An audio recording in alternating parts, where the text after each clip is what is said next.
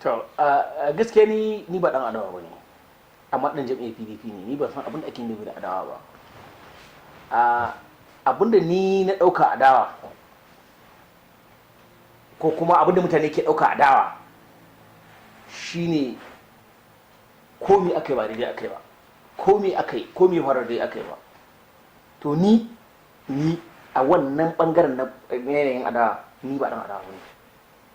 Ni ina ganin daidai in ce daidai ne, ina ganin ba daidai ba in ce ba daidai bane ba. Amma zaman da ake yanzu, zan yi magana a matsayina na kaina, ba matsayin ɗan jam'iyyar PDP ba.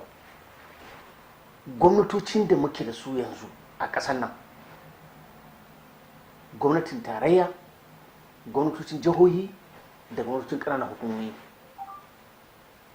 kusan in za a kamanta, a ce an kamanta wani abu, to gwamnatin tarayya ita ke kamanta wani abin da ke abin gaskiya. Kuma zan faɗi dalili na da ya ce haka. Na farko, shugaban ƙasa Janar Muhammadu Buhari da ni da ke PDP da duk wanda ma ke wata jam'iyya, ya yarda mutum ne, mutumin kirki wanda yakan kamanta gaskiya. Amma muna iya bashi excuse, saboda in ka tsaya kai lissafi zaman da ake yanzu shekara biyu, amma shekara biyu nan da wata uku kwata-kwatanta bai mulkin Najeriya kwana 250 ba, saboda ya yi fama da rashin lafiya, ko kwanan nan ya dawo daga yin kwana 103 a ƙasar waje saboda jinya. Ya yi wata kwana 50 da wani abu a can baya, ita ma saboda jinya. Sannan a lokacin da ke ta ƙoƙarin ma ya yi coordinating activity ɗin gwamnatin, ya haɗa nan, ya haɗa kancan, ya haɗa kancan, ya haɗa kancan, yawo ya ringa ya hamma wasu na ce mai yawale. To a wancan lokacin sai da aka yi kusan wata 4 ko wata 5 bai azanna ba aka yi aikin gwamnati. So dole ka bashi laluri excuse na cewar Allah Ubangiji Subhanahu wata'ala ya bashi mulki, kuma ya jarabce shi da wasu abubuwa waɗanda Allah Ubangiji kawai ya san dalilin da ya sa ya wannan. Amma duk da haka na ce sun gwamnatin tarayya ta fi kamantawa saboda abubuwa guda biyu.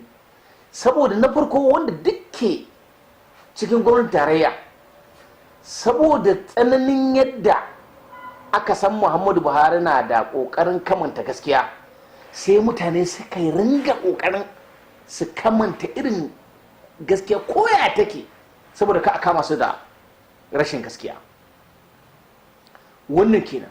Sannan sai abu na biyu shine body language in shi, wata nuna yadda yake yin al'amuran shi, sai ya nuna mu ko minista ne kai, balle ma head of agency, hatta ministoci in ba minista biyu ko uku hudu ba su isa su bugun gaba su ce za su yi wani abu na kai tsaye ba, wanda misali shugaban kasa bai sani ba, ko kuma zai ji ba daɗi.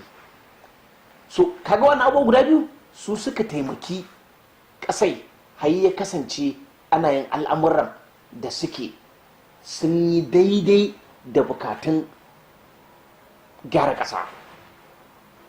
To amma ina so in tabbatar wa mutane a nan cewa ba Buhari ne mai gyara ƙasa ba. Mu dinnan mu ne masu gyara ƙasa, mu al'ummar da ke ƙasa. Ba kuma mu al'ummar da ke ƙasa mu ne masu gyara ƙasa ba.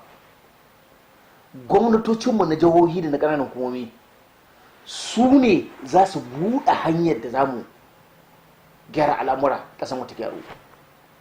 Amma ƙasar arewa gaba ɗaya 19 northern states nan duka ban ɗebe maka ko ɗaya hula ba. Ban ce maka PDP ba, ban ce maka APC ba, tunda a 19 northern states ɗin akwai yan PDP guda biyu. Babu inda ake aikin da za mu ce ya tafi domin a gyara al'umma su shiga cikin, su hito daga ƙangin wahala da suke cikin ta yanzu. Duk wani abin da mutane ke yi, gwamnatin tarayya ta rufe boda, gwamnati komai an ɗauke shi an ɗora ma gwamnatin tarayya.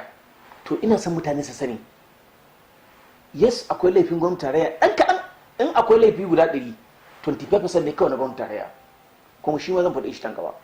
Amma 75% zuwa 80 gwamnatin jihohi da gwamnatin ƙananan hukumi su ne suka ɗora ma mutane masifa da suke mutane ke ciki na ƙangin talauci da ƙangin rashin ilimi da ƙangin rashin magani da ƙangin duk wani ƙangi da ka sani shi ne suka yi. Kuma zan mu yi fashin baki yanzu kowa ya gane abin da muke nufi. Of course mutane su suka zaɓi gwamnonin da suka zaɓa da shugabannin ƙananan hukumomin da suka zaɓa, kuma yawanci da yawa mutanen da suka zaɓi gwamnonin ko suka zaɓi shugabannin ƙananan hukumomin sun san irin mutanen da suka zaɓa. Alal misali, akwai shugabannin ƙananan hukumomin wata jiha, ba zan faɗi sunan jihar ba, akwai shugaban ƙananan hukumomin wata jiha wanda kowa ya san shi koya yake da gwamna, amma aka zaɓe shi saboda gwamnan shi yake so a zaɓa. Akwai gwamna da ke akwai a jihohin nan namu na arewa, misali a ɗauki gwamnan jihar Kaduna, lokacin da yake kamfen yana so a zaɓe shi. Na shigo Kaduna wata rana zan wuto Katsina daga Abuja, aka tara hanya, yaran da barandami da adda da mashi da takobi da waye suna goga shi ga ƙasa. Dole muka koma gefen titi muka tsaya. Abinda suke kori mutanen da ake wucewa bakin hanya, mutane sun yi ɗungu kamar ya zaɓe ba, kamar ya zaɓe nake maka magana. Mutane sun yi ɗungu bakin hanya, ana wucewa ana cewa sai mai rusau, sai mai rusau, sai mai rusau. To yana hawa ya faru shi gidajen mutane. What I'm trying to say here is that mutane sun san idan wancan ya hau rusau zai yi, kuma suka zaɓe shi. To don ya hau ya yi rusau, to don ne za ka kuka ka ce misa za a yi maka rusau. To akwai gwamnoni da yawa irin waɗannan, wasu mutanen, wasu gwamnonin kowa ya san a shararren gare su, ko kuma ba su da cikakken natsuwa ta su mulki ta gidan shi ne kanshi, bai da cikakken natsuwa da mulkin kanshi. Mutane kuma sun sani, kuma lokacin da suke yakin neman zaɓen ya zo ya yi maka aikin rashin natsuwa, karkai ka kumfulan karkai kuka. To wannan kenan, mutane mu yi haƙuri da abin da Allah ya sa muka zaɓa. Wancan lokacin akwai emotions, akwai sentiment, akwai abubuwan da muke so a yi, mutane ke so su yi kuma sun yi shi. Amma ina so mutane su sani cewa yanzu ni ina nake muku magana, mutane su san cewar wani masifa da suka shigo ciki yanzu ko na kunci na rashi da kuma na al'amuran na ja baya, to zaben da suka yi shi ne ya kawo masu shi. Zan ba da bayani dalla-dalla.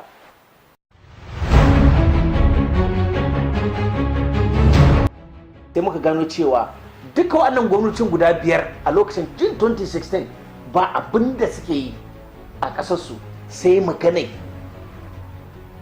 cewa ba kuɗi, ba kuɗi, ba kuɗi, ba kuɗi.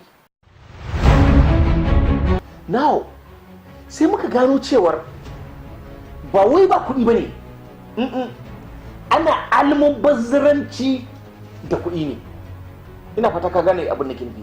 Ba wai ba kuɗi ba ne ba, ana almubazzaranci da kuɗi ne. Zan baka misali daki.